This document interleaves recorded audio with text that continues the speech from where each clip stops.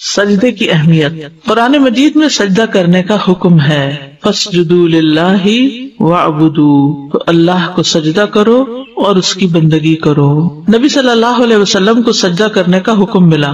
وَمِنَ اللَّيْلِ فَاسْجُدْ لَهُ وَسَبِّحْهُ لَيْلًا طَوِيلًا، اور رات کے کچھ حصے میں پھر اس کے لیے سجدہ کرو اور لمبی رات تک اس کی تسبیح کرو. یعنی آپ کو دیر تک تسبیح کا حکم دیا گیا، یعنی نماز کے اندر. ایمان والوں کو سجدہ کرنے کا حکم ہے. اے لوگو جو ایمان لائے ہو، رکوع کرو اور سجدہ کرو اور اپنے رب کی عبادت کرو اور نیکی کرو تاکہ تم کامیاب ہو جاؤ. تو سجدہ کامیابی کی ضمانت ہے. کامیاب ہونے کے لیے سجدہ ضروری ہے. سجدہ اللہ سبحانہ وتعالی کا حق ہے، یہ بندگی کی انتہا ہے. کیا وہ اللہ کو سجدہ نہ کریں جو آسمانوں اور زمین میں چھپی چیزوں کو نکالتا ہے اور جانتا ہے جو تم چھپاتے ہو اور جو تم ظاہر کرتے ہو. اللہ کے سوا کسی کو سجدہ نہیں کیا جا سکتا. رسول اللہ صلی اللہ علیہ وسلم نے فرمایا کسی انسان کے لیے دوسرے انسان کو سجدہ کرنا درست نہیں. اگر کسی انسان کے لیے دوسرے انسان کو سجدہ کرنا درست ہوتا تو میں عورت کو حکم دیتا کہ وہ اپنے شوہر کو سجدہ کرے، اس کا حق اس پر بڑا ہونے کی وجہ سے کہ وہ اس کا درجہ بڑا ہے. بہت سے لوگوں کو یہ بات پسند نہیں آتی، لیکن یہ ایک حقیقت ہے، اور جو چیز حقیقت ہے اس کو تسلیم کر لینے میں ہی انسان کی بھلائی ہے. حقیقت کیا ہے کہ اللہ نے عورت کے مقابلے میں مرد کو زیادہ فزیکلی بھی مضبوط بنایا ہے، مینٹلی بھی زیادہ مضبوط بنایا. ایکسیپشنل کیسز ہو سکتے ہیں، یعنی کوئی مرد بیمار ہے، کمزور ہے، اور عورت جو ہے اس کے مقابلے میں زیادہ صحت مند، طاقتور ہے، لیکن پھر بھی اللہ نے جو عمومی انداز کی بات ہے اس میں مرد کو عورت کے مقابلے میں فزیکلی، مینٹلی امپورٹنس دی گئی ہے، یعنی زیادہ اس کو صلاحیت دی گئی ہے. اسی طرح شادی شدہ زندگی میں بھی شوہر کو گھر کا قوام بنایا گیا ہے اور عورت کو اس کا مددگار بنایا گیا. یعنی ایک بادشاہ اور ایک ملکہ کا جو کانسیپٹ پایا جاتا ہے عام طور پر، تو اس میں جب ایک عورت اس بات کو قبول کر لیتی، ایکسپٹ کر لیتی کہ ایسا ہے، دس از اے فیکٹ. اور پھر قرآن نے جو ایک اور وجہ بتائی، وَبِمَا أَنفَقُوا مِنْ أَمْوَالِهِمْ، کہ وہ اپنے مالوں میں سے خرچ کرتے ہیں. تو مال کمانا ایک مشکل کام ہے، محنت طلب کام ہے، جس کے لیے آپ دیکھیں کہ باہر کی دنیا میں، یعنی گھر سے باہر جو بھی ہم دیکھتے ہیں، بعض اوقات سخت سردی میں کام کر رہے ہوتے ہیں. بعض مرد مزدوری، یعنی ہر مرد کسی A1 کلاس آفس میں کام نہیں کر رہا ہوتا. وہ تو چند لوگوں کے حصے میں آتا ہے کہ انہیں ورکنگ انوائرمنٹ بہت کمفرٹیبل ملے، ورنہ بہت سے کام سخت تھکا دینے والے ہوتے. تو اب اگر ایک شخص گھر سے نکلتا ہے اور سارا دن تھکا دینے والا کام کر کے گھر لوٹتا ہے، اور گھر میں نہ اس کی کوئی عزت ہے، نہ اس کو وقت پہ کھانا ملتا ہے، نہ اس کو کوئی سپورٹ ملتی ہے، نہ اس کی کوئی قدر کرنے والا ہے، نہ اس کو کوئی پوچھنے والا ہے، تو آپ دیکھیے کہ ایسا شخص جو ہے کتنا مسکین ہے پھر. اور ایسی عورت جو مرد سے اپنے حقوق تو سارے وصول کر لے اور اس کو کچھ دینے کو تیار نہ ہو، تو پھر اللہ کی نگاہ میں پسندیدہ نہیں ہے. یہاں ایک بات تو سجدے کی ہو رہی ہے، لیکن اس کے ساتھ ساتھ ہمارا دین صرف حقوق اللہ کی نہیں، عموماً حقوق اللہ اور حقوق العباد ساتھ ساتھ آتے ہیں. والدین کو سجدے کا حکم نہیں دیا گیا، اور دیا تو شوہر کو بھی نہیں دیا گیا. اگر دیا جاتا تو شوہر کے لیے دیا جاتا. تو یہ دراصل کیوں کیا گیا؟ کیونکہ اللہ ہی نے مرد کو پیدا کیا نا. اللہ سے بڑھ کے مرد کی نفسیات کو کون سمجھتا ہے کہ مرد کن باتوں سے انکریجڈ ہوتا ہے اور کن باتوں سے وہ گھر میں سکون لاتا ہے. وہ ہوتا ہے اس کو اہمیت دینا، اس کی اہمیت کو قبول کر لینا. غلطیاں تو ہر ایک میں ہوتی ہیں، یہ نہیں کہ چند غلطیاں پکڑ لینا اور اس کے بعد اس کو بچوں کے سامنے بھی تو میں کر کے ذلیل و رسوا کرنا. تو یہ چیز انسان کے اپنے ہی پریشانی کا باعث ہو جاتی ہے، اپنی عبادات میں بھی خلل ہو جاتا ہے. اور اگر آپ کوئی درس و تدریس کا کام کر رہے ہیں تو اس میں بھی کوئی برکت نہیں رہتی، اور کسی پل آپ کو چین نہیں، پھر زندگی پریشان حال گزرتی ہے. تو حل کیا ہے؟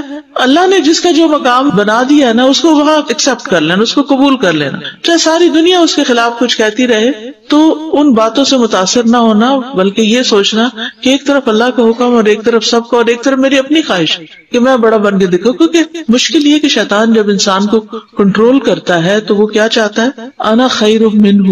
اور یہ صرف دوسرے لوگوں کے معاملے میں نہیں ہوتا، ہسبینڈ وائف کے بیچ میں بھی ہوتا ہے. ہسبینڈ تو خیر ہے ہی، اور وہ سمجھتے ہیں انا خیر من، اور عورت سمجھتی ہے انا خیر من، میں اس سے بہتر ہوں. اور وہ جو اپنے پلس پوائنٹس ہیں، اپنی اسٹرینگثs ہیں، ان کو گن لیتی ہے، اور جو اس کی کی ویکنیسز ہیں ان کو گن لیتی ہے, جو اس کے پلس پوائنٹس ہیں ان کو وہ اگنور کر دیتی ہے یا کر دیتا ہے. تو اس سے پھر کبھی بھی ازدواجی زندگی خوشگوار نہیں ہو سکتی. تو ہسبینڈ کو بطور ہسبینڈ ایکسپٹ کرنا, اس کی تعریف کرنا. اور آپ دیکھیے کہ ہسبینڈ کو شاید دنیا میں کسی چیز سے اتنی خوشی نہ ملے جتنی اس کی بیوی کے کمنٹ سے کہ تم کمال کے انسان ہو, تم بہت اچھے انسان ہو, تم جیسا تو کوئی دیکھا ہی نہیں. کر کے تو دیکھیے, کیونکہ ہم کیا کرتے ہیں اپنے باپ کو تو با کمال بتاتے ہیں اور اس کا مقابلہ ایک ینگ انسان سے کرتے ہیں جو ابھی وہاں تک نہیں پہنچا.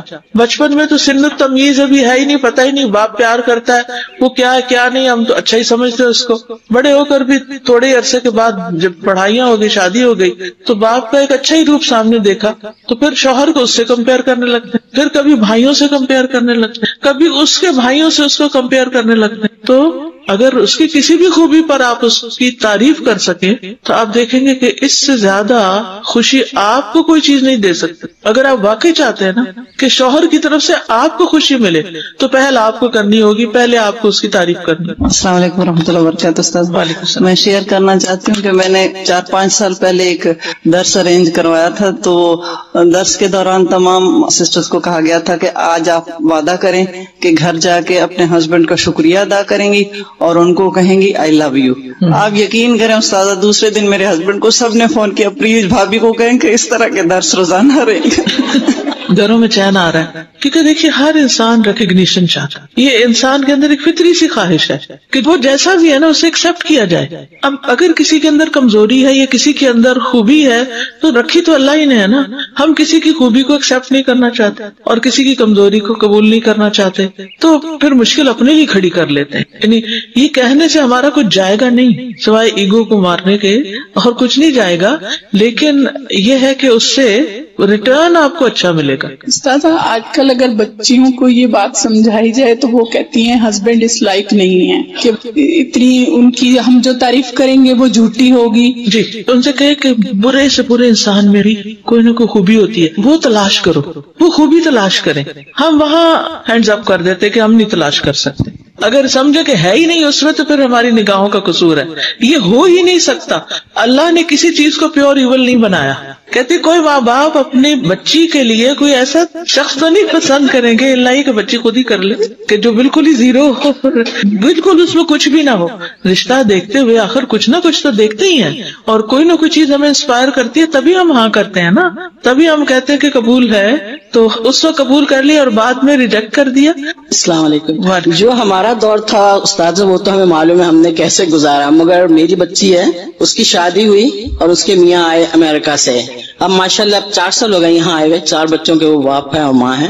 میں نے ان سے ایک بات سیکھی, خاص طور سے اپنی بیٹی سے. اگر کوئی پرابلم ہوتی نا ان دونوں میں آپس میں کوئی نہ کوئی بات ہوتی ہے تو وہ پہلے میرے ساتھ ہی رہتے تھے, تو وہ ہمیشہ اپنے بیڈ روم میں چلے جاتے تھے اور دروازہ بند کر لیتے تھے. اس کے بعد آدھا گھنٹہ ہم مطلب ان کی شکل نہیں نظر آتی تھی. جب وہ واپس آتے تھے نکلتے تھے دونوں کمرے سے تو خوش ہوتے تھے. تو میں اس کو بولتی تھی سبق کیا کرتی ہو نا, تو وہ کہتی مما that's not your problem, we have learn from your mistakes. اور مجھے بہت اچھی لگی اس کی بات. بالکل یہ آپ ہی کا کوئی لیکچر بہت عرصہ پہلے سنا تھا کہ اپنے شوہر کی 10 خوبیاں لکھ کے ایسی جگہ لگا لو جہاں زیادہ نظر پڑتی ہو. یقین کریں میں نے اپنی بیٹیوں سے اور بہوؤں سے یہ بات کہی کہ یہ مجھے بہت اچھی لگی بات, تو کہنے لگی کہ کیوں ہم اپنی خوبیاں کیوں نہ لکھ کے وہاں لگائیں. تو میں نے کہا نہیں پھر تمہارا مسئلہ حل نہیں ہوگا. تم اگر نہیں بھی ہے تو تم سوچو کہ ان میں کیا اچھائیاں ہیں اور وہ لکھو. 10 نہیں ہے تو 5 تو ہوں گی اور لکھ کر لگاؤ. تو مجھے بہت اچھی لگی تھی آپ کے لیکچر کے بعد. جی استاد آپ جو ایک بات بتا رہی تھی ابھی کمپیریزن, وہ بھی ایک بہت فساد کا ایک جڑ ہوتی ہے, کیونکہ جو انسان دوسروں کے شوہر سے اپنے باپ سے اپنے بھائی سے جو کمپیئر کرتا ہے, کیونکہ ہر ایک کا طریقہ کیئرنگ کا یا پیار کا ہر ایک کا طریقہ الگ ہوتا ہے, مختلف ہوتا ہے. کوئی کہہ کر آپ کو مطلب کیئر دکھاتا ہے, کوئی نہیں کہہ کر اتنا کیئر کرتا ہے کہ آپ کو پتہ نہیں چلتا ہے. تو ہر چیز میں یعنی کیسی حکمت کہ ہم سوچیں, پھر آپ نے جیسے بتایا کہ ہم خود اس پہ سوچیں غور کریں تو اس کی اچھائیاں نظر آئیں گی, کیونکہ ہم غور نہیں کرتے ہیں تو پھر ہمیں اچھائیاں اس کے اندر نظر نہیں آتی کیونکہ شیطان دیکھنے ہی نہیں دیتا. پیدا کرنے والے کو سجدہ کریں. اللہ سبحانہ و تعالیٰ کو سجدہ کیوں کریں؟ کیونکہ اس نے ہمیں پیدا کیا، نہ صرف یہ کہ ہمیں بلکہ ہر چیز کو، اور اسی کی نشانیوں میں سے رات اور دن اور سورج اور چاند ہیں. نہ سورج کو سجدہ کرو اور نہ چاند کو، اور اللہ کو سجدہ کرو جس نے انہیں پیدا کیا اگر تم صرف اس کی عبادت کرتے ہو. فرشتوں کا سجدہ کرنا. ان الذین عند ربک لا یستکبرون عن عبادتہ ویسبحونہ ولہ یسجدون. بے شک جو لوگ تیرے رب کے پاس ہیں یعنی فرشتے، وہ اس کی عبادت سے تکبر نہیں کرتے اور اس کی تسبیح کرتے ہیں اور اسی کو سجدہ کرتے ہیں. فرشتوں کا سجدہ کیسے ہے؟ رسول اللہ صلی اللہ علیہ وسلم نے فرمایا آسمان چرچراتا ہے. جیسے کسی چارپائی پہ یا کسی ٹیبل پہ یا کسی چھت پہ زیادہ سامان رکھ دیا جائے تو کیا ہوتا ہے؟ چرچر کرنے لگتی ہے، اور اس کا حق ہے کہ وہ چرچرائے. اس ذات کی قسم جس کے ہاتھ میں محمد صلی اللہ علیہ وسلم کی جان ہے، وہاں تو ایک بالشت کے بقدر بھی ایسی جگہ نہیں، یعنی ایک بالشت، ایک ہاتھ برابر بھی ایسی جگہ نہیں جہاں کوئی فرشتہ سجدے میں اپنی پیشانی رکھے اللہ کی حمد کے ساتھ اس کی تسبیح نہ کر رہا. آسمان بھرا ہوا ہے فرشتوں سے جو سجدہ کر رہے ہیں اور مسلسل سجدے میں پڑے ہوئے ہیں. اگر ہم نہیں کریں گے تو اللہ تعالیٰ کو کوئی نقصان ہے؟ کوئی فرق پڑتا ہے؟ کچھ بھی نہیں. سورج کا سجدہ کرنا. ابو ذر رضی اللہ عنہ سے روایت ہے، کہتے ہیں میں غروب آفتاب کے وقت مسجد میں نبی صلی اللہ علیہ وسلم کے ساتھ تھا تو آپ صلی اللہ علیہ وسلم نے فرمایا اے ابو ذر کیا تمہیں پتا ہے کہ سورج کہاں غروب ہوتا ہے؟ میں نے کہا اللہ اور اس کا رسول ہی زیادہ جانتے ہیں. آپ نے فرمایا بلا شبہ سورج چلتا رہتا ہے حتیٰ کہ عرش کے نیچے سجدہ کرتا ہے، یعنی اس کی ڈائریکشن میں آ جاتا ہے. والشمس تجری لمستقر لها ذلک تقدیر العزیز العلیم. پھر پودوں اور درختوں کا سجدہ کرنا، اور بغیر تنے والے پودے جو بیلے ہوتے ہیں زمین پہ پھیلے ہوئے اور درخت سجدہ کر رہے ہیں، سائے بھی سجدہ کرتے ہیں. وَلِلَّهِ يَسْجُدُ مَن فِي السَّمَاوَاتِ وَالْأَرْضِ طَوْعًا وَكَرْهًا وَظِلَالُهُمْ بِالْغُدُوِّ وَالْآصَالِ.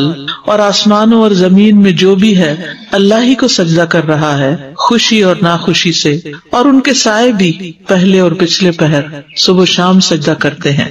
جانور بھی سجدہ کرتے ہیں. وَلِلَّهِ يَسْجُدُ مَا فِي السَّمَاوَاتِ وَمَا فِي الْأَرْضِ مِن دَابَّةٍ وَالْمَلَائِكَةُ وَهُمْ لَا يَسْتَكْبِرُونَ. اور اللہ ہی کے لیے سجدہ کرتی ہے جو چیز آسمانوں میں ہے اور جو زمین میں ہے، کوئی بھی چلنے والا جانور ہو اور فرشتے بھی، اور وہ تکبر نہیں کرتے. رحمان کے بندوں کی صفت وَالَّذِينَ يَبِيتُونَ لِرَبِّهِمْ سجدا وقیاما. اور جو اپنے رب کے لیے سجدہ کرتے ہوئے اور قیام کرتے ہوئے رات گزارتے ہیں. یہ عباد الرحمان کی صفات ہے نا سورۃ الفرقان میں، تو وہاں رات کو خاص طور پر قیام کے وقت سجدہ کرنے کی بات ہو رہی ہے.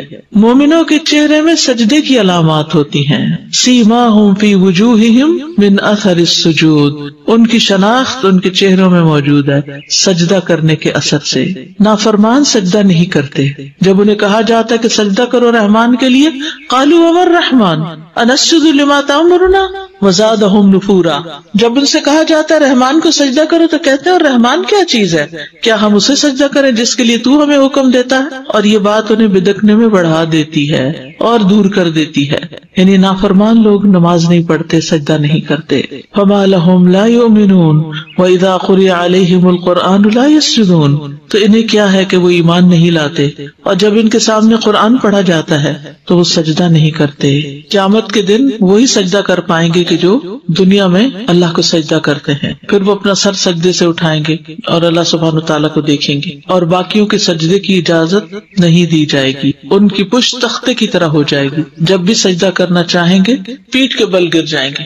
سجدے کی فضیلت. مادان میں نبی طلحہ یامری سے روایت ہے، کہتے ہیں کہ میں رسول اللہ صلی اللہ علیہ وسلم کے آزاد کردہ غلام ثوبان سے ملا اور میں نے عرض کیا کہ آپ مجھے ایسے عمل کی خبر دیں جس کے کرنے سے مجھے اللہ جنت میں داخل کر دے.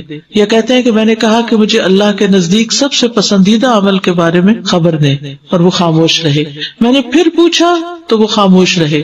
میں نے تیسری بار پوچھا تو انہوں نے فرمایا میں نے رسول اللہ صلی اللہ علیہ وسلم سے اس بارے میں سوال کیا تھا تو آپ نے فرمایا تم پر اللہ کے لیے سجدوں کی کثرت لازم ہے، یہ پسندیدہ ترین عمل ہے. تم جب بھی کوئی سجدہ کرتے ہو ہو تو اللہ اس سجدے کے سبب سے تمہارا ایک درجہ بلند کر دیتے ہیں اور اس کے ذریعے سے تمہاری ایک خطا مٹا دیتے ہیں. سجدہ قربت کا ذریعہ ہے.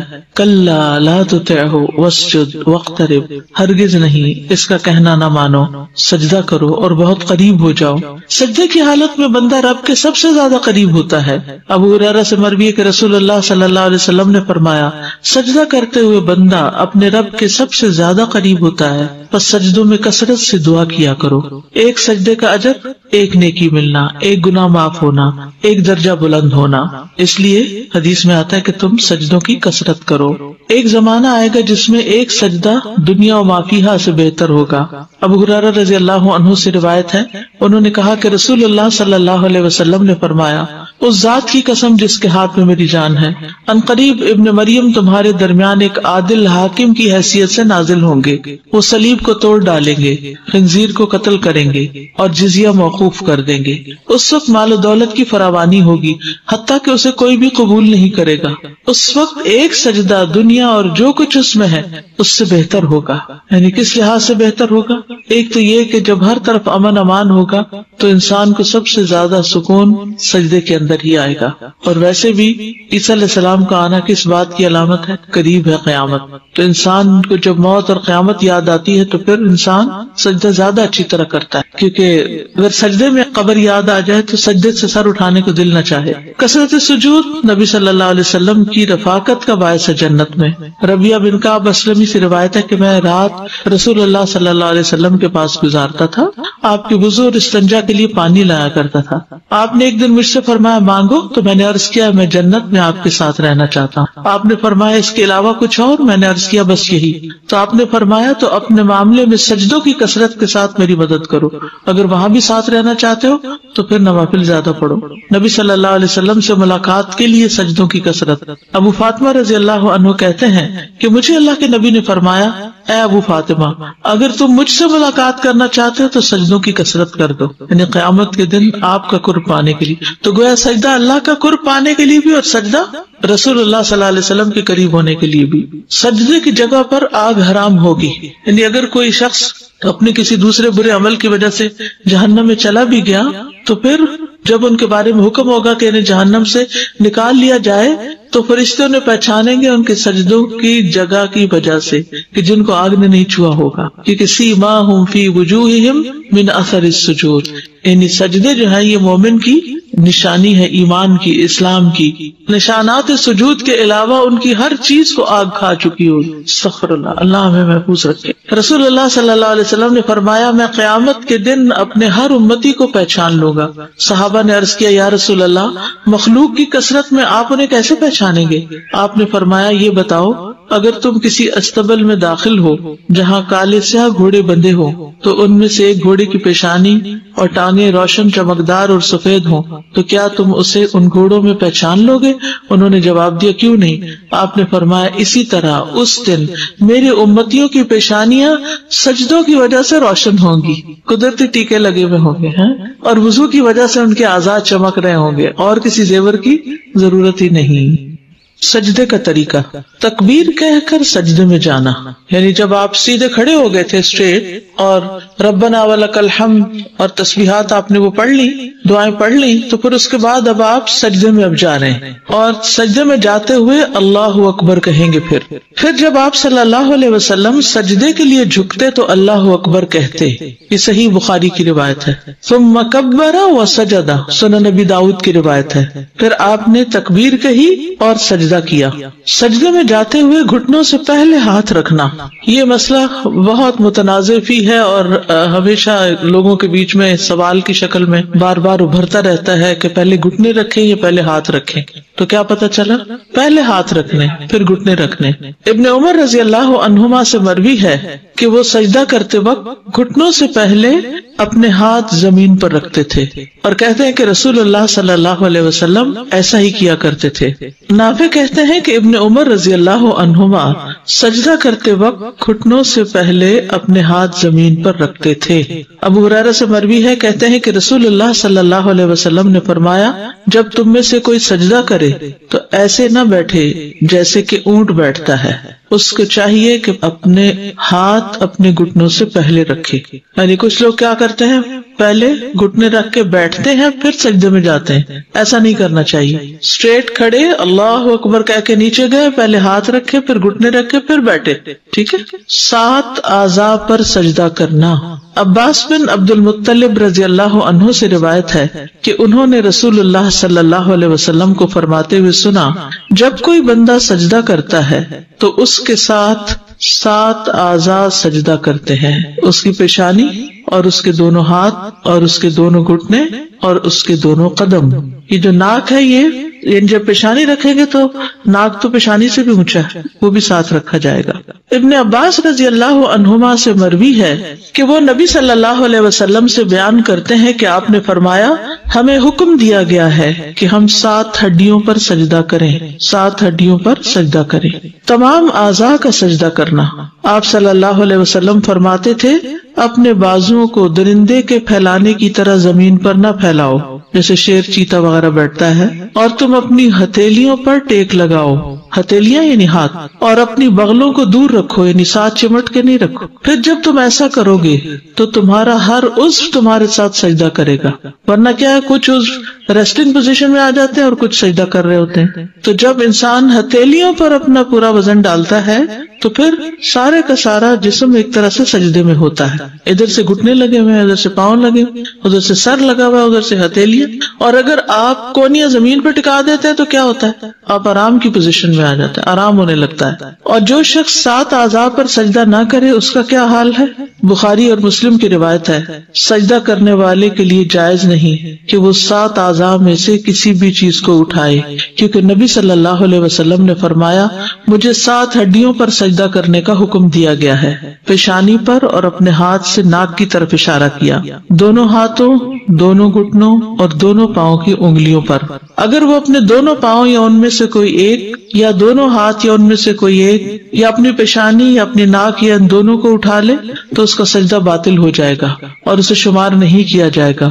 اور جب سجدہ باطل ہو گیا تو نماز بھی باطل ہو جائے گی. یعنی اگر کوئی شخص صرف ایک ہاتھ رکھتا ہے دوسرا رکھتا ہی نہیں، صرف پیشانی رکھتا ناک رکھتا ہی نہیں، یا صرف ناک رکھتا پیشانی نہیں رکھتا، یا پھر گھٹنے تو رکھے ہوئے کیونکہ اس کے بغیر تو نیچے جا نہیں سکتے، تو گھٹنے اس طرح رکھے کہ پیچھے سے پاؤں اٹھ گئے تو پاؤں اٹھنے نہیں چاہیے، پاؤں زمین کے ساتھ لگے رہنے چاہیے. تو اگر یہ 7 اعضاء نہیں لگے زمین پر تو سجدہ نہیں ہوگا. سجدہ نہیں ہوا تو نماز نہیں ہوگی. یہ یاد رکھیے، یہ بہت اہم بات ہے، یہ نماز کا اہم ترین حصہ ہے. چہرے کو اچھی طرح زمین پر ٹکانا. ایک طویل حدیث میں رفاعہ سے روایت ہے کہ نبی صلی اللہ علیہ وسلم نے ایک آدمی سے فرمایا جو نماز پڑھ رہا تھا، اور نبی صلی اللہ علیہ وسلم نے اسے نماز لوٹانے کا حکم دیا اور فرمایا، جب تم سجدہ کرو تو اپنے چہرے اور ہاتھوں کو زمین پر اچھی طرح لگاؤ، یہاں تک کہ تمہاری ہر ہڈی اطمینان کے ساتھ اپنی جگہ پر چلی جائے. ٹھیک ہے، یعنی اچھی طرح ٹک کے کرو سجدہ، جلدی میں نہیں، کیونکہ جو جلدی میں کرتا ہے وہ ایسے ہی جیسے ٹھونگا مار رہا ہو. ناک اور پیشانی اچھی طرح زمین پر ٹکانا. سنن الترمذی کی روایت ہے، نبی صلی اللہ علیہ وسلم جب سجدہ کرتے تو اپنی ناک اور اپنی پیشانی خوب اچھی طرح زمین پہ جماتے اور اپنے دونوں ہاتھوں کو اپنے دونوں پہلوؤں سے دور رکھتے اور اپنی دونوں ہتھیلیوں کو دونوں کندھوں کے مقابل رکھتے، یعنی دونوں کندھوں کے مقابل آگے، یعنی کہ ایسے باہر کر کے سامنے ہی، یعنی جیسے جہاں کندھے آ رہے ہیں وہیں ہاتھ آ رہے ہیں. ابن عباس رضی اللہ عنہما سے روایت ہے کہ آپ صلی اللہ علیہ وسلم نے فرمایا، اپنی ناک کو بھی زمین پر رکھ دو تاکہ وہ بھی تمہارے ساتھ سجدہ کرے. ناک کو پیشانی کی طرح زمین پر پہنچانا. آپ صلی اللہ علیہ وسلم فرمایا کرتے تھے، اس شخص کی نماز نہیں جس نے اپنی ناک کو زمین تک اتنا نہیں پہنچایا جتنا کہ اس کی پیشانی پہنچتی ہے. دونوں ہاتھوں کا سجدہ. ابن عمر بیان کرتے ہیں کہ بے شک دونوں ہاتھ بھی سجدہ کرتے ہیں جس طرح چہرہ سجدہ کرتا ہے. جب تم میں سے کوئی سجدے میں زمین پر اپنا چہرہ رکھے تو ہاتھ بھی زمین پر رکھے، اور جب چہرہ اٹھائے تو انہیں بھی اٹھا لے. ٹھیک ہے، سجدے کے وقت ہاتھ بھی زمین پر، چہرہ اٹھے تو ساتھ وہ بھی اٹھا لیے جائیں. ہاتھوں کو دونوں کانوں کے برابر رکھنا. وائل بن حجر سے مروی ہے، انہوں نے کہا، اور جب سجدے میں گئے تو اپنے ہاتھوں کو اپنے دونوں کانوں کے برابر رکھا. ہاتھوں کو کندھوں کے برابر رکھنا. اب یہاں آپ دیکھیے ایک روایت میں آ رہا ہے دونوں کانوں کے برابر اور یہاں کندھوں کے برابر. تو کندھے اور کان سجدے میں قریب قریب ہی ہوتے ہیں. پھر سجدہ کیا اور اپنے دونوں ہاتھوں کو اپنے کندھوں کے برابر رکھا. یہ تھوڑے آگے تھوڑے پیچھے ہو جائے تو کوئی حرج نہیں, دونوں طرح سے ٹھیک ہے. ہاتھوں کی انگلیاں قبلہ رخ کرنا, سامنے رکھنا. کچھ لوگ یوں کر کے سجدہ کر رہے ہوتے ہیں, انگلیوں کا اینگل ٹیڑھا ہو رہا ہوتا ہے. نہیں, انگلیاں سیدھی رکھنی ہے. محمد ابن عمرو ابن عطا سے روایت ہے, کہتے ہیں کہ آپ صلی اللہ علیہ وسلم جب سجدہ کرتے تو اپنے دونوں ہاتھوں کو رکھتے اس حالت میں کہ نہ زمین پر بچھے ہوتے اور نہ سمٹے ہوتے. بچھے ہوتے کا مطلب یعنی یوں کھول کے ایسے نہیں رکھے ہوتے تھے اور نہ یوں اکڑائے ہوتے, جیسے پہلے ہم نے بات کی تھی ہاتھ پکڑنے کی, یعنی کہ نیچرل پوزیشن میں. اور انگلیوں کا رخ سیدھا قبلے کی طرف کرتے تھے. واستقبل باطراف اصابعہ القبلہ, یعنی سجدہ کرتے ہوئے ان دونوں ہاتھوں کی انگلیوں کے اطراف قبلے کی طرف, اطراف کناروں کو کہتے ہیں. انگوٹھا تو obviously ادھر ہو جائے گا لیکن باقی سامنے کی طرف رہے, ہاتھ کو ٹیڑھا نہ کیا جائے. ہاتھوں کی انگلیاں ملانا. وائل بن حجر سے مرفوع ہے کہ جب آپ رکوع کرتے تو انگلیاں کھول لیتے, اسی لیے پھر ہم گھٹنے کو ایک طرح سے پکڑ لیتے ہیں, اور جب سجدہ کرتے تو انگلیوں کو ملا لیتے. سجدے کے وقت اتنا بڑا ہاتھ نہیں کھولا جائے گا, بس ایسے نیچرل سیدھا رکھتے ہوئے, تھوڑی بہت اگر ہلکا سا گیپ ہے بھی تو ٹھیک, اکڑا کے نہیں رکھنا, بس نیچرل وے میں. ہتھیلیوں پر ٹیک لگانا, اور آپ اپنی ہتھیلیوں پر ٹیک لگاتے تھے اور ان کو پھیلاتے تھے, یعنی پوری طرح بچھا دیتے تھے. پھیلانے کا مطلب یہ ہے, کھولنا نہیں ہے. اور ان کی انگلیوں کو ملاتے تھے اور ان کو قبلہ رخ کرتے تھے. ہتھیلی کے اندرونی حصے پر سجدہ کرنا, یعنی انگلیوں پر نہیں بلکہ ہتھیلی پر بو جانا چاہیے. ویسے تو پورے ہاتھ پہ ہی آ جاتا ہے لیکن ہتھیلی پر زیادہ حصہ. براء ابن عازب کہتے ہیں کہ رسول اللہ صلی اللہ علیہ وسلم ہتھیلی کے اندرونی حصے پر سجدہ کرتے تھے, یعنی ہاتھ رکھے اپنے اپنے ڈیسک پہ ہاتھ رکھے. تو اب آپ دیکھیں جب ہتھیلی پر آپ زور دیں گے تو انگلیوں پر نہ ہونے کے برابر آئے گا, ٹچ تو کر رہی ہوگی زمین پر, یعنی آپ نے انگلیوں پہ نہیں کرنا. کرے اب انگلیوں پہ بوجھ ڈالے, ایسا نہیں کرنا. کیسے کرنا؟ ہاتھ کے اوپر, ہتھیلی پر. انگلیوں پر کریں گے تو ہتھیلیاں اوپر اٹھ جائیں گی. یہ جو پاؤں ہے نا, یہ والا حصہ, یہ ہتھیلی ہوتی ہے اور اس سے اوپر کلائی ہوتی ہے. بازوؤں کو کھلا رکھنا اور زمین سے جدا کرنا, زمین پہ لیٹنا نہیں آپ نے.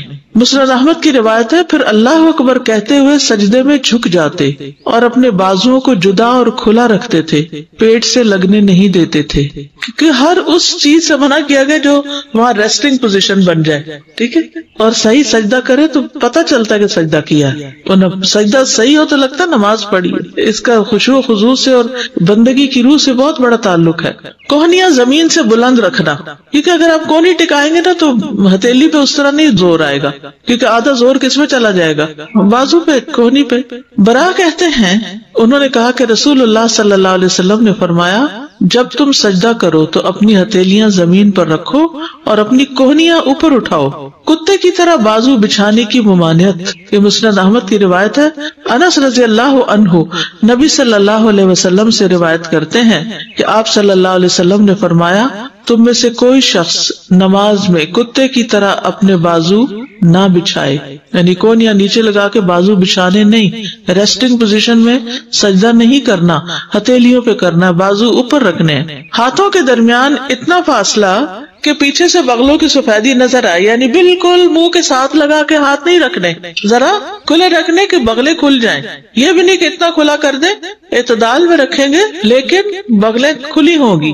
عبداللہ بن مالک بن بحینہ روایت کرتے ہیں کہ نبی صلی اللہ علیہ وسلم جب نماز پڑھتے تو سجدے کی حالت میں اپنے ہاتھوں کو کشادہ رکھتے, یعنی پہلوؤں سے دور رکھتے, یہاں تک کہ آپ کی بغلوں کی سفیدی نمایاں طور پر ظاہر ہوتی. ٹھیک ہے, اصل میں آپ صلی اللہ علیہ وسلم اسمارٹ بھی تھے نا, تو بازوں کا گوشت لٹک نہیں رہا تھا, یا پیٹ اتنا بڑا نہیں تھا, یا ویسے اوپر کا حصہ اتنا بھاری نہیں تھا, لہذا جب آپ وہ کھولتے تو پیچھے سے دیکھنے والا آپ کے بغلوں تک دیکھ لیتا. نبی صلی اللہ علیہ وسلم کی زوجہ میمونہ رضی اللہ عنہا سے روایت ہے, انہوں نے کہا رسول اللہ صلی اللہ علیہ وسلم جب سجدہ کرتے تو اپنے ہاتھوں کے درمیان فاصلہ کرتے, اپنے ہاتھوں کے درمیان یعنی یہ ہاتھ جو زمین پہ رکھے فاصلہ کرتے, یعنی انہیں پھیلا لیتے یہاں تک کہ پیچھے سے آپ کی بغلوں کی سفیدی دیکھی جا سکتی تھی. اور جب آپ بیٹھتے تو بائیں ران پر اطمینان سے بیٹھتے. ٹھیک ہے, یعنی جب آپ سجدے سے اٹھ کر بیٹھتے تو کیسے بیٹھتے؟ بائیں پاؤں کے اوپر. کوہنیوں کو پہلوؤں سے جدا کرنے میں مشقت اٹھانا. صاحب رسول صلی اللہ علیہ وسلم احمر بن جز بیان کرتے ہیں کہ رسول اللہ صلی اللہ علیہ وسلم جب سجدہ کرتے تو اپنے بازوؤں کو اپنے پہلوؤں سے اس قدر دور رکھتے کہ ہمیں آپ کی مشقت دیکھتے ہوئے آپ پہ ترس آتا، یعنی مشکل ہو جاتی. اور جب لمبا سجدہ کرے انسان اور اس پوزیشن میں تو اچھی خاصی مشقت ہے اس میں. دونوں ہاتھوں کو پہلوؤں سے اتنا دور رکھنا کہ بکری کا بچہ گزر سکے، ٹھیک ہے، یعنی دونوں ہاتھ دور رکھنا کہ نیچے سے کوئی چیز بھی گزر جائے تو گزر جائے. میمونہ رضی اللہ عنہا بیان کرتی ہیں کہ نبی صلی اللہ علیہ وسلم جب سجدہ کرتے تو اپنے ہاتھوں کو اپنے پہلوؤں سے دور رکھتے، حتیٰ کہ اگر بکری کا بچہ آپ کے ہاتھوں کے نیچے سے گزرنا چاہتا تو گزر سکتا تھا. پہلوؤں اور پیٹ کو ران سے جدا رکھنا، یعنی گھٹنوں سے اوپر والے حصے کو ران کہتے ہیں نا، تو پیٹ کو سجدے میں ٹانگ سے نہیں لگنے دینا، ران سے نہیں لگنے دینا، کھلا رکھنا. براء ابن عازب رضی اللہ عنہ سے مروی ہے کہ رسول اللہ صلی اللہ علیہ وسلم جب نماز پڑھتے تو سجدے میں اپنے دونوں بازو کھول لیتے، انہیں اپنے پہلوؤں سے دور رکھتے اور پیٹ کو زمین سے اونچا رکھتے. یعنی آپ اپنے بازوؤں کو کھول لیتے اور اپنے پہلوؤں سے دور رکھتے تھے اور اپنے پیٹ کو زمین سے اٹھا کر رکھتے تھے. اب ظاہر ہے جس کا پیٹ بہت نکلا ہوا ہو تو وہ پھر، یا جیسے پریگنینسی میں، وہ تو اتنا نہیں اوپر اٹھایا جا سکتا، لیکن ایک نارمل صحت مند انسان جو ہے اس کے لیے یہ آسان ہے. پاؤں کی ایڑیاں ملانا، یہ نہیں کہ ہاتھ بھی کھلے اور ٹانگیں بھی کھلی ہیں تو وہ عجیب سی شکل بن جاتی ہے، ایڑیاں باہر ملی ہوئی ہوں. انگلیوں کو زمین پر لگانا، یعنی سجدے میں انگلیاں زمین پہ ٹچ کر رہی ہوں، پاؤں کی انگلیاں. اور آپ اپنے گھٹنوں اور پاؤں کی انگلیاں بھی زمین پر رکھتے تھے اور اپنے پاؤں کے اگلے حصوں کو قبلے کی طرف کرتے تھے. پاؤں کی انگلیاں بھی قبلہ رخ کرتے اور ایڑیوں کو ملاتے اور پاؤں کو کھڑا رکھتے تھے. آپ نے اسی کا حکم دیا اور اپنے پاؤں کی انگلیوں کو کھول کر رکھتے تھے، یعنی انہیں کھچ کے نہیں رکھتے تھے بلکہ وہ کھلی رہتی تھی. پاؤں کی انگلیوں کو قبلہ رخ کرنا. ابو حمید ساعدی رضی اللہ عنہ نے فرمایا، مجھے رسول اللہ صلی اللہ علیہ وسلم کی نماز تم سب سے زیادہ یاد ہے. ابو حمید کو ان کی نماز سب سے زیادہ یاد تھی. اور جب آپ نے سجدہ کیا تو نہ آپ دونوں ہاتھوں کو بچھائے ہوئے تھے اور نہ ہی انہیں سمیٹے ہوئے تھے، نہ دونوں ہاتھوں کو بچھائے ہوئے اور نہ سمیٹے ہوئے، اور آپ کے پاؤں کی انگلیاں قبلہ رخ. پاؤں کی انگلیاں کشادہ رکھنے میں ایک اور حدیث بھی ہے مسند احمد کی. اب سجدے میں اطمینان کا وجوب، اطمینان سے سجدہ کیا جائے. انس رضی اللہ عنہ سے روایت ہے کہ اللہ کے نبی صلی اللہ علیہ وسلم نے فرمایا، رکوع اور سجود کو مکمل کرو. اللہ کی قسم جب بھی تم رکوع کرتے ہو اور جب بھی تم سجدہ کرتے ہو تو میں اپنی پیٹھ پیچھے تمہیں دیکھتا ہوں. یعنی نبی صلی اللہ علیہ وسلم کو یہ صلاحیت دی گئی تھی کہ وہ سامنے کے ساتھ ساتھ نماز میں لوگوں کو پیچھے سے بھی دیکھ لیں. سجدے میں اطمینان محمد صلی اللہ علیہ وسلم کی سنت ہے. حذیفہ رضی اللہ عنہ سے روایت ہے کہ انہوں نے ایک شخص کو دیکھا جو اپنا رکوع اور سجدہ پوری طرح نہیں کرتا. جب اس نے اپنی نماز پوری کر لی تو حذیفہ رضی اللہ عنہ نے اس سے فرمایا کہ تم نے نماز ہی نہیں پڑھی. ابو وائل راوی کہتے ہیں، میں خیال کرتا ہوں کہ حذیفہ رضی اللہ عنہ نے یہ بھی فرمایا کہ اگر تو ایسی نماز پہ مر جاتا تو محمد صلی اللہ علیہ وسلم کی سنت پر نہ مرتا. کیا نہیں کر رہا تھا؟ رکوع اور سجدہ پورا نہیں کر رہا تھا. تو جو رکوع اور سجدہ اطمینان سے نہ کرے، اس کو پورا طور پر ادا نہ کرے، تو وہ گویا ایسے ہی جیسے نماز ہی نہیں پڑھی اس نے. صحیح سجدہ نہ کرنے والا ملت محمد صلی اللہ علیہ وسلم پر نہیں ہوگا. ایک اور روایت میں، صحیح بخاری کی روایت میں ہی ہے کہ حضرت حذیفہ نے ایک شخص کو جب دیکھا کہ نہ رکوع پورا کرتا نہ سجدے، تو انہوں نے کہا، تم نے نماز ہی نہیں پڑھی. اگر تم مر گئے تو تمہاری موت اس فطرت پر نہیں ہوگی جس پر اللہ نے محمد صلی اللہ علیہ وسلم کو پیدا کیا. درست سجدے پر نماز کی قبولیت اور عدم قبولیت کا انحصار ہے. ابو ہریرہ رضی اللہ عنہ سے مرفوع روایت ہے کہ ایک آدمی 60 سال نماز پڑھتا ہے لیکن اس کی نماز قبول نہیں ہوتی. شاید اس کی وجہ کیا ہو کہ وہ رکوع تو پورے کرتا ہو لیکن سجدے مکمل نہ کرتا ہو، یا سجدے پورے کرتا ہو لیکن رکوع پورے نہ کرتا ہو. اتنی اہم بات ہے یہ. ابو مسعود انصاری بدری کہتے ہیں کہ رسول اللہ صلی اللہ علیہ وسلم نے فرمایا، اس شخص کی نماز کافی نہ ہوگی جو رکوع اور سجدوں میں اپنی پیٹھ سیدھی نہ رکھے.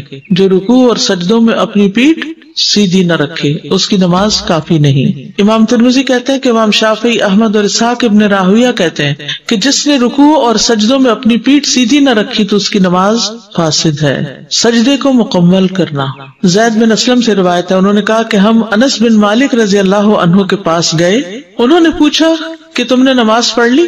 ہم نے کہا ہاں. آپ نے لونڈی سے فرمایا میرے لیے وضو کا پانی لاؤ. میں نے کسی ایسے امام کے پیچھے نماز نہیں پڑھی جو تمہارے اس امام سے بڑھ کر رسول اللہ صلی اللہ علیہ وسلم جیسی نماز پڑھتا ہو. زید نے کہا عمر بن عبدالعزیز رکوع اور سجدے مکمل کرتے تھے اور قیام اور قعود ہلکا کرتے تھے، یعنی بہت لمبا قیام اور بہت لمبا تشہد نہیں پڑھتے تھے، لیکن رکوع اور سجدے بہت اطمینان سے ادا کرتے تھے. تو میک شور کہ رکوع اور سجدہ ٹھیک ہو، اطمینان سے ٹک کے سجدہ کرنا. سنن نبی داؤد میں نبی صلی اللہ علیہ وسلم کا فرمان ہے، اور جب سجدہ کرو تو ٹک کر سجدہ کرو. فمکن لسجودک، حتیٰ کہ جوڑ مطمئن ہو جائیں. پھر اللہ اکبر کہے، سجدہ کرے حتیٰ کہ اس کے جوڑ اطمینان سے ٹک جائیں. ہر عضو کا اپنی اپنی جگہ پہ ٹکنا. سنن نبی داؤد کی روایت میں نبی صلی اللہ علیہ وسلم کی نماز کے بارے میں آتا ہے، اور سجدہ کیا اور اپنی ہتھیلیوں کو زمین پر رکھا، پھر کوہنیوں کو پہلوؤں سے دور کیا حتیٰ کہ ہر عضو اپنی جگہ پہ ٹھہر گیا. یعنی یہ پرائم ٹائم ہے، نماز کا پیک ٹائم ہے کہ جس میں انسان بندگی کا شدید اظہار کر رہا ہوتا ہے، تو اس کو بہت صحیح طور پر ادا ہونا چاہیے. جلدی جلدی سجدہ نہ کرنا. ابو عبداللہ اشعری سے روایت ہے، کہتے ہیں کہ رسول اللہ صلی اللہ علیہ وسلم نے اپنے اصحاب کو نماز پڑھائی، پھر ان کے ایک گروہ میں بیٹھ گئے. ایک آدمی آیا، وہ کھڑے ہو کے نماز پڑھنے لگا تو وہ رکوع کرتا اور سجدے ایسے کرتا جیسے ٹونگے مارے جاتے ہیں، جلدی جلدی بس ٹھک ٹھک. تو نبی صلی اللہ علیہ وسلم نے فرمایا، کیا تم لوگ اس کو دیکھ رہے ہو؟ جو شخص اس حالت میں مر گیا وہ اس حالت میں مرے گا کہ محمد کی ملت پر نہ ہوگا صلی اللہ علیہ وسلم. یہ شخص اس طرح نماز میں ٹھونگے مار رہا ہے جیسے کبا خون میں ٹھونگے مارتا ہے، یعنی کوئی اپنا شکار کھانے کے لیے. تو وہ شخص جو رکوع کرتا ہے اپنے سجدے میں ٹھونگے مارتا ہے، اس کی مثال ایسے بھوکے شخص کی ہے جو ایک یا دو کھجوریں کھائے تو یہ اس کی بھوک کو کیا مٹائیں گی. اچھی طرح مکمل وضو کیا کرو، ایڑیوں کے لیے آگ کا عذاب ہے. رکوع اور سجدوں کو مکمل کیا کرو. کس قدر تاکید اور کتنی زیادہ اہمیت ہے کہ انسان اپنا وضو بھی صحیح کرے، رکوع اور سجدے بھی ٹھیک کرے. پھر مرغے کی طرح ٹھونگے مارنے سے بچنا چاہیے. نبی صلی اللہ علیہ وسلم نے 3 باتوں سے منع کیا: نماز میں مرغے کی طرح ٹھونگے نہ مارو، کتے کی طرح نہ بیٹھو، اور لومڑی کی طرح ادھر ادھر نہ دیکھو. ٹھیک ہے، کتا بازو بچھا کے جو آگے بیٹھتا ہے نا، یا ایک ٹانگ اٹھا کے جو بیٹھتا ہے. مکمل سجدہ نہ کرنے والا نماز کا چور ہے. رسول اللہ صلی اللہ علیہ وسلم نے فرمایا، لوگوں میں سب سے بدترین چور وہ ہے جو اپنی نماز میں چوری کرتا ہے. لوگوں نے پوچھا، اللہ کے رسول، انسان اپنی نماز میں کس طرح چوری کر سکتا ہے؟ آپ نے فرمایا، اس طرح کہ وہ اس میں رکوع اور سجود مکمل نہ کرے، یا فرمایا جو رکوع اور سجود میں اپنی پشت سیدھی نہ رکھے، یعنی اسٹریٹ نہ رکھے. سجدہ پورا نہ کرنے والے کے لیے وعید. علی بن شیبان جو اپنے قبیلے کے وقت میں شامل تھے، انہوں نے فرمایا، ہم لوگ اپنے علاقے سے نکلے یہاں تک کہ رسول اللہ صلی اللہ علیہ وسلم کی خدمت میں حاضر ہوئے. ہم نے آپ کی بیعت کی، آپ کے پیچھے نماز ادا کی. آپ نے آنکھ کے کنارے سے ایک آدمی کو دیکھا جو اپنی نماز صحیح ادا نہیں کر رہا تھا، یعنی رکوع اور سجدے میں کمر ٹھیک نہیں رکھ رہا تھا. جب نبی صلی اللہ علیہ وسلم نماز سے فارغ ہوئے تو فرمایا، اے مسلمانوں کی جماعت، اس شخص کی کوئی نماز نہیں جو رکوع اور سجدے میں کمر سیدھی نہیں کرتا. چہرے کا رخ موڑے بغیر آنکھ کے کنارے سے اگر کوئی چیز نظر آ گئی ہے، کسی کی حرکات و سکنات کا پتہ چل گیا، تو اس سے نماز میں فرق نہیں پڑتا، لیکن خشوع میں تو بہرحال فرق ہو جاتا ہے. نہیں، کونیاں نہیں پھیلانی، بازو اس طرح کرنے نا، یعنی بہت زیادہ بھی نہیں کرنے. بازو کا بہت ٹائٹ بھی لوگ کر دیتے ہیں، لیکن یہ ہے کہ پھر اس صورت میں جو اضطراری کیفیت جہاں بھی آ جائے نا، تو وہاں پر یعنی کوئی بیماری ہے، مجبوری ہے، کوئی جگہ تنگ ہے، پھر اس صورت میں جیسے بھی وہ نماز پڑھ لیتے ہیں. سمجھ آتا ہے، لیکن سجدے میں پشت کا سیدھا، سجدے میں پشت سے مراد یہ ہے کہ یوں نیچے کو نہیں جھکانا چاہیے، یوں نہیں ہونی چاہیے، یوں ہونی چاہیے. ٹھیک ہے، یوں بل نہیں ہونا چاہیے، جھکاؤ نہیں ہونا چاہیے، اسٹریٹ سر سیدھا، یعنی پیٹھ اور سر کے بیچ میں جو ریڑھ کی ہڈی ہے وہ اسٹریٹ رہے، اس میں کب نہ آئے. اگر کسی کا ویسے بڑھاپے کی وجہ سے آ گیا تو اور بات ہے، یا یہ کہ اندر کی طرف نہ جھکا ہوا. جتنی بھی ریسرچ کی گئی ہے، ایک حدیث بھی یعنی کہ عورت ایسے سجدہ نہ کرے. یہ علماء نے اپنی طرف سے کہا ہے. تو جب علماء اپنی طرف سے کہیں اور عورتیں سجدہ غلط کرتی رہیں اور اپنی نمازیں خراب کریں تو اس کو ماننا ضروری نہیں. اور کہتے ہیں کہ نہیں، پردے کی وجہ سے. آپ دیکھیے، گھر میں نماز پڑھ رہی ہے نا، اسی لیے تو عورت کا گھر میں نماز پڑھنا اور اندر والے حصے میں پڑھنا زیادہ بہتر ہے. ہمارے ہاں جو علماء تفریق کرتے ہیں نا، عورت مرد کی نماز کی، تو وہ پھر اس طرح کی باتیں کرتے کہ بچ کے کرے. ہاں تو جب بچ گئے تو پھر سجدہ ہی نہ رہا. 7 ہڈیوں کا خیال رکھے تو صحیح سجدہ ہو جائے گا. 2 سجدے ہیں، آپ نے ایک سجدہ کیا اور ایک آپ کو یاد نہیں کہ آپ نے دوسرا کیا کہ نہیں، اب آپ نے سجدہ سہو ایک اور کر لیجئے اسی وقت اگر کر رہے ہیں. اوکے. اور اس کے بعد سجدہ سہو کر لیں. لیکن ایک سجدہ جب ہو گیا تو آپ کا رکن کمپلیٹ ہو گیا؟ نہیں، ایک سے تو رکن نہیں کمپلیٹ ہوگا، ایک رکعت اور پڑھیے، کیونکہ ہر عضو کو سجدہ کرنا ہے نا، ہر عضو کو سجدہ کرنا ہے. یعنی جب ایک چیز بھی آپ اپنی جگہ سے ہٹائیں گے تو اس کا اثر صرف اس پہ نہیں رہے گا، اور حصے پہ بھی چلا جائے گا. جب تک سجدہ یعنی پرفیکٹ ہوگا تو سارا ہی ہوگا، اگر ایک حصہ خراب کیا تو باقی بیلنس بھی بگڑ جائے گا. جی السلام علیکم. جب ہم سجدہ کر رہے ہیں تو ہماری جو سب سے چھوٹی انگلی ہے، I am not too sure, وہ بھی ساتھ اگر نہیں ہوتی ہے ہی چھوٹی کوئی بات نہیں. اچھا اب کچھ لوگوں کے جیسے میرا مسئلہ ہے کہ جیسے اگر انگوٹھا یا 2-3 انگلیاں زیادہ لمبی ہیں اور 2 جو ہیں وہ چھوٹی ہیں تو پوری نہیں ٹکتی زمین پر، تو اگر ایک بھی ٹک رہی ہے تو پھر ایک بھی کافی ہے، کیونکہ باقی پھر ہم ان کو ٹیڑھا کیسے کریں. اچھا سوال ہے. بعض لوگ پیچھے سے پاؤں کراس کر لیتے ہیں، سجدہ کر رہے ہوتے ہیں اور پاؤں کے اوپر پاؤں رکھ لیتے ہیں، یہ بھی غلط ہے. انشاءاللہ آپ کو وہ نماز میں کی جانے والی غلطیوں کی اگر ویڈیو دکھا دی جائے تو اس سے پھر ساری غلطیوں کو پتہ چل جائے گا. سجدے کی مقدار، لمبا سجدہ کرنے کی اہمیت. رسول اللہ صلی اللہ علیہ وسلم نے فرمایا بندہ جب نماز کے لیے کھڑا ہوتا ہے تو اس کے سارے گناہ لا کر اس کے کندھے